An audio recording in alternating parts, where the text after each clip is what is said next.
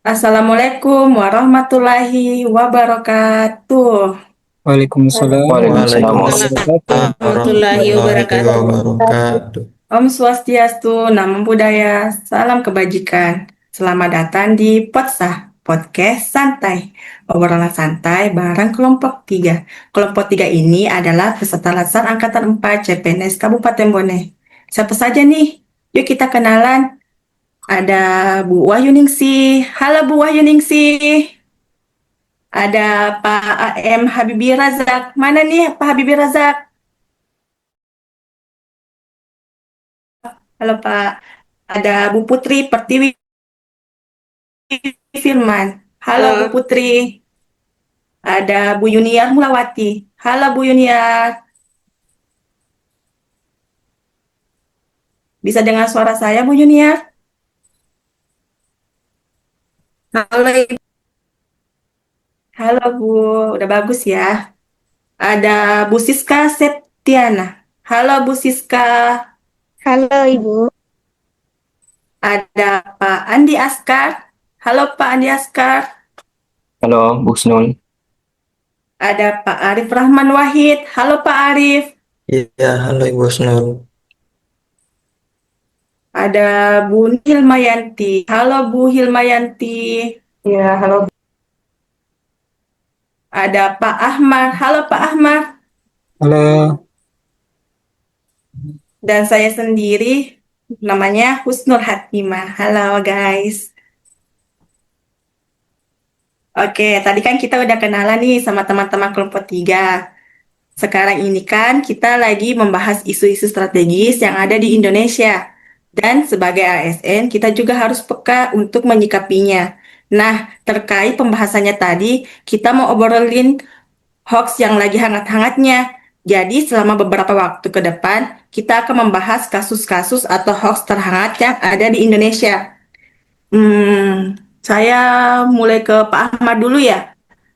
Pak Ahmad, menurut Pak Ahmad, apa sih itu hoax? sudah terdengar Bu? Baik Pak, sudah jelas Pak. Bisa dijelaskan Pak? Baik, terima kasih Bu Snul. Jadi terkait masalah hoax ini merupakan salah satu hal yang sangat menarik untuk dibahas. Dan kata hoax ini sudah tidak asing lagi di telinga kita. Bisa dikatakan hampir setiap hari dan setiap dari kita pernah mendapatkan berita hoax. Jadi hoax adalah berita, informasi, atau kabar bohong yang sengaja dibuat untuk menipu, mengelabui, atau menyesatkan orang lain. Hoax ini biasanya memiliki ciri-ciri yang dapat dikenali oleh masyarakat. Di antaranya, judulnya itu sifatnya provokatif atau sensasional, sumbernya kadang tidak jelas, tidak ada data atau bukti yang valid, dan biasanya sulit ditemukan di media terpercaya. Hoax ini seringkali ditemukan di bidang politik, misalnya berita yang dibuat untuk menjatuhkan lawan politik, dan juga pada bidang kesehatan, sosial, keuangan, dan lain sebagainya. Ya, mungkin seperti itu Bu Husnul, sedikit gambaran mengenai hoax ini. Baik, terima kasih Pak atas pendapatnya. Sama-sama. Jadi hoax seperti itu ya Pak Ahmad ya. Ya Bu. Kita beralih dulu nih ke Bu Hilmayanti. Kalau menurut Yanti, penyebaran hoax itu apa ya dan bagaimana pendapatnya Ibu? Silakan Bu Hilma. Oke, terima kasih Bu Husnul. Jadi, biasanya hoax itu muncul karena tiga hal. Pertama, orang jarang mengecek sumber informasi. Yang kedua, emosi lebih sering mengalahkan logika. Jadi, kalau sesuai kepercayaannya, maka informasi itu akan cepat dipercaya. Yang ketiga, ada pihak yang memang sengaja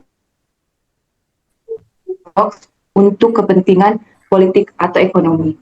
Hal ini sejalan juga dengan pendapat MAPindo, Masyarakat Anti Fitnah Indonesia, bahwa rendahnya literasi, faktor psikologis, dan motif ekonomi atau politik merupakan penyebab utama hoax di Indonesia, penyebarannya. Jadi begitu Ibu Husnul. Oke, Ibu Hilma, terima kasih atas pendapatnya. Kalau ada sebab, pasti ada dampak kan? Saya mau dengar pendapatnya Pak Arif Rahman nih. Menurut Pak Arif Rahman, apa sih itu apa dampak penyebaran hoax tersebut? Bisa dijelaskan, Pak? Ya, terima kasih Bu Husnul Khatimah. Sangat menarik pembahasan malam hari ini. Ketika kita bicara tentang hoax, begitu banyak dampak yang ditimbulkan. Di antaranya yang pertama dampak sosial, dampak keamanan, dampak politik, dampak ekonomi, dan masih banyak lagi lainnya. Nah, saya ambil contoh dampak sosial. Hoax dapat merusak kepercayaan terhadap institusi, bahkan dapat memicu konflik sosial, bahkan dapat mengganggu stabilitas negara. Seperti itu Ibu Husnul Fatimah. Terima kasih. Baik, terima kasih Pak Arif. Wah, luar biasa banget nih teman-teman laskar saya ini. Jadi, mungkin itu bisa jadi cerminan kita ke depannya untuk bisa menghadapi isu yang tahu dan dampaknya sangat luar biasa ya buat masyarakat. Kita bahas dulu nih yang sempat viral kemarin. Video yang beredar.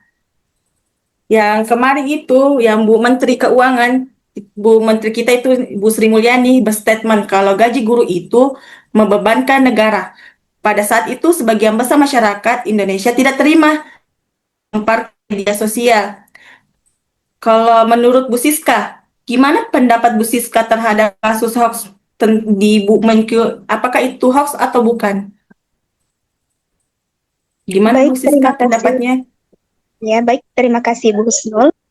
Iya, Bu. Terkait dengan video hoax yang beredar tersebut, yang berkaitan dengan Ibu Sri Mulyani, Ibu Menteri Keuangan, ketika kita berbicara mengenai penyebab penyebaran video hoax tersebut, tentu yang pertama, karena adanya oknum yang sengaja memanipulasi video dengan memotong video tersebut, seakan Ibu Menteri Keuangan tersebut mengatakan bahwa guru adalah beban negara. Maka hal tersebut yang menjadi bola liar di masyarakat. Selanjutnya, penyebab keduanya yang tentunya menyebabkan hal tersebut cepat menyebar di masyarakat karena isu yang terjadi atau isu yang menjadi berita hoax tersebut adalah isu yang sensitif di tengah masyarakat kita. Yang ketiga, penyebabnya adalah kurangnya literasi di tengah masyarakat. Literasi digital di masyarakat kita itu cenderung masih kurang sehingga penyebaran konten hoax semacam ini cenderung lebih cepat. Kurang lebih seperti itu, Ibu Husnul. Terima kasih. Terima kasih, Bu. Sepertinya itu videonya memang dipotong-potong ya, sengaja dipotong ya. Sudah ada video klarifikasinya dari Bu Iya, Menkyu-nya. betul sekali Bu Husnul. Bu Siska ini sangat antusias banget ngejelasinnya. Kalau dampak atas kasus Bu Menkyu menurut Pak Habibie, gimana Pak Habibie? Bisa dijelaskan? Baik, Ibu Husnul. Kalau menurut saya, tentunya dari berita hoax yang dialami oleh Ibu Sri Mulyani dengan menggunakan deepfake memiliki dampak yang sangat merugikan, baik bagi Ibu Sri Mulyani sendiri, seperti reputasi yang telah lama dibangun, dapat tercoreng ataupun tekanan mental dan gangguan privasi juga ikut dirasakan.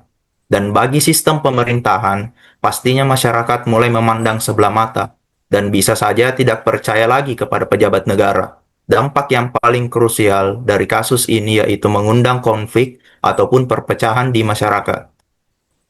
Kalau menurut saya seperti itu, Bu Husnul. Oke, Pak. Itu tadi pendapatnya Pak Habibie ya. Kalau begitu, kita cari solusinya nih. Kita mau dengar solusi dari siapa ya? Bagus. Oh ya, Bu Wahyuningsih. Gimana nih solusinya Bu Wahyuningsih setelah mendengar penyebab dan dampak dari kasus berita hoaxnya Bu Menkyu? Bisa dijelaskan, Bu?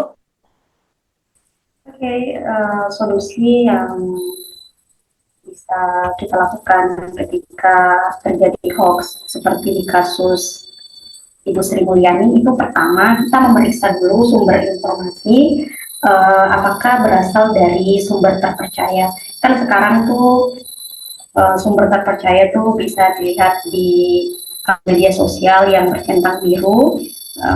Terus kita bisa bedakan nih mana akun siluman dan mana akun yang benar-benar terpercaya. Kemudian kita melaporkan jika menemukan hoax. Melaporkan itu tidak selalu harus kantor polisi ya, tapi melaporkan itu bisa melalui media sosial. Kan sekarang ada fitur tuh di Instagram, kita bisa melaporkan jika menemukan hoax. Kemudian kita mengedukasi diri dan lingkungan apabila terdapat kasus seperti itu. Seperti itu, Bu Smol. Baik, Ibu. Wah, betul sekali itu, Bu. Harusnya kita cross check dulu ya sumber beritanya ya. Ya, betul, Bu Smol. Ya. Terus ini ada kasus hoax lainnya nih yang tidak kalah ramainya dengan kasus Bumenkyu. Kasusnya juga ada di kota kita sendiri. Dugaan kenaikan tarif pajak PBB di Kabupaten Bone. Yang isunya itu ada di berita bilang ada yang naik 65% dan ada juga bilang 30%. Sempat juga tuh demo kemarin, sempat berujung juga kan. Coba saya mau tanya nih, Bu Putri Pertiwi, boleh tanggapannya tentang kasus kenaikan PBB di Bone dan dampaknya kira-kira apa ya? Baik Bu Husnul, penyebab menyebarnya hoaks terkait kenaikan PBB di Kabupaten Bone itu karena mayoritas masyarakat di Kabupaten Bone belum terbiasa untuk memverifikasi informasi yang mereka terima. Masyarakat belum diedukasi untuk membedakan informasi yang asli dan informasi yang palsu. Belum lagi penyebaran informasi yang sangat mudah melalui media sosial ataupun pesan singkat yang akhirnya menyebabkan masyarakat mudah percaya dan mudah menerima informasi yang mereka terima, yang berdampak masyarakat kurang respon terhadap pemerintah, kecewa dan menyebabkan amarah yang berujung pada demonstrasi yang anarkis yang menyebabkan beberapa fasilitas umum tidak dapat digunakan, mengganggu ketentraman, ketertiban dan keamanan warga sekitar, serta menyebabkan beberapa korban, beberapa aparat terkena luka, beberapa aparat terluka terkena lemparan batu dari pendemo. Sekian Bu Husnul. Baik, terima kasih Bu Putri. Jadi kita harus cek digital ya Bu ya. Betul, betul. Jangan sampai terulang lagi ya Bu Putri ya. Padahal Bone itu biasanya tentram Iya, banget loh. iya, kita sayang Bone. Betul Ibu. Setelah mendengarkan pendapat Bu Putri, kita cari solusi dari berita hoax kenaikan PBB di Bone. Saya beralih ke Bu Yuniar. Halo Bu Yuniar. Halo Bu Husnul. Baik, Bu Yuniar, dari permasalahan tersebut solusi. Halo, sudah gimana? kedengaran? Iya, sudah Bu. Silakan Bu, bagaimana penyebab dan Baik, dampaknya bisa dijelaskan? baik. Dari permasalahan tersebut solusi untuk pemberitahuan PBB Bone itu dengan cara menyaring berita sebelum diberluaskan, memeriksa fakta narasumber dengan mencari tahu keaslian berita dengan memeriksa fakta yang disajikan, seperti yang diklaim bahwa kenaikan PBB sebesar 300%. Namun faktanya kenaikan maksimum hanya harus dapat membedakan fakta dan opini seperti yang sudah saya sampaikan sebelumnya. Dari berita kenaikan PBB 300% yaitu merupakan opini publik. Faktanya, data resmi dari pemerintah menunjukkan 100% bukanlah angka umum. Baik, sekian.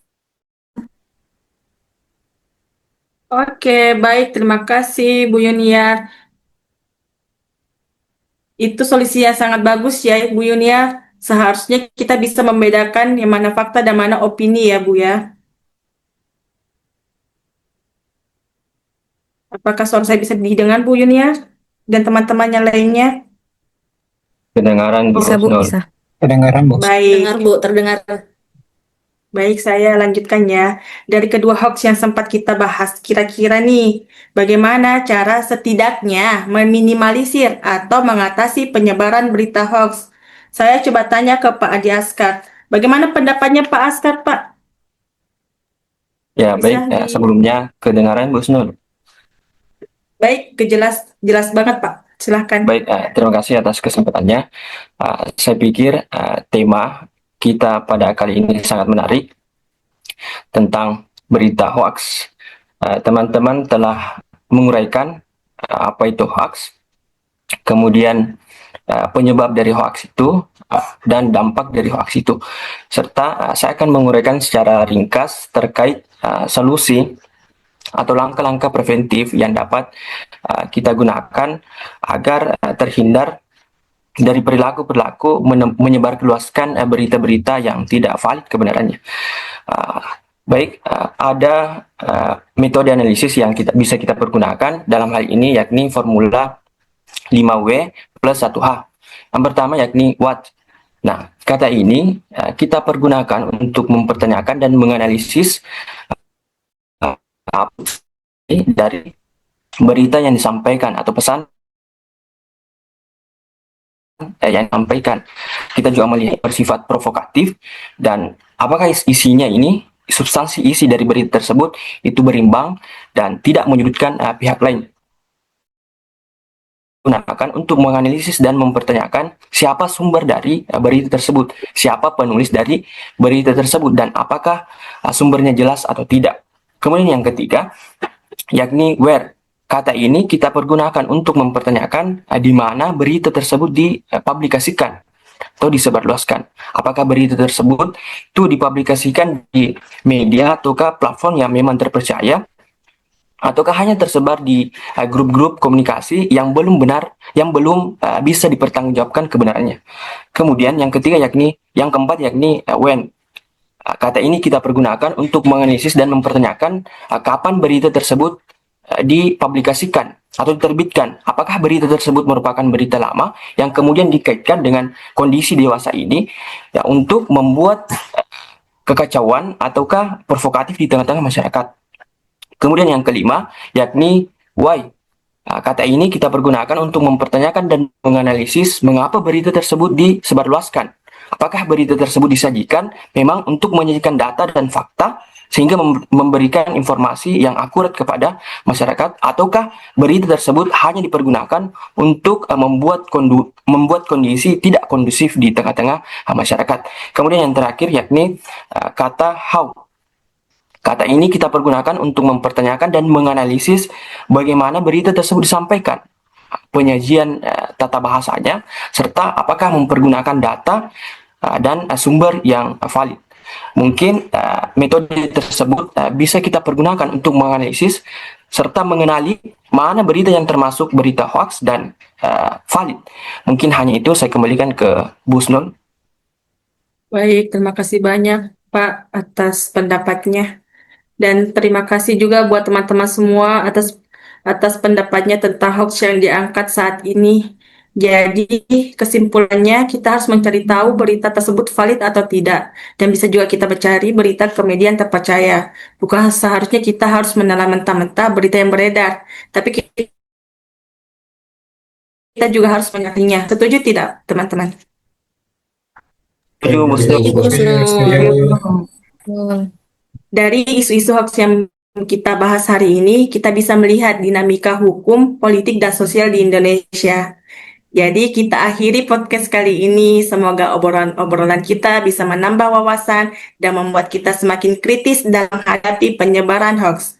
Oh iya, jangan lupa perubahan besar itu dimulai dari kesadaran kecil di sekitaran kita. Terima kasih dan salam hangat buat semua. Dadah semua.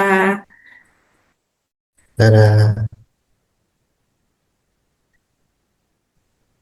Oke deh. Saya stop deh.